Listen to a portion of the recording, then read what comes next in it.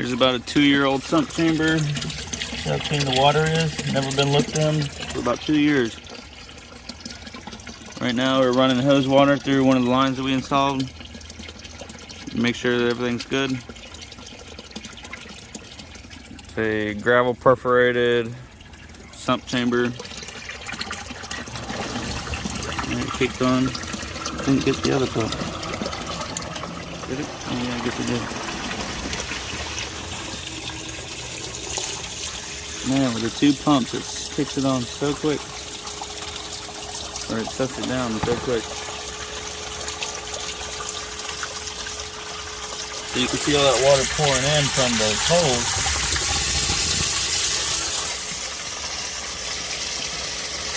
That's how we get more volume, is making it a bigger chamber here.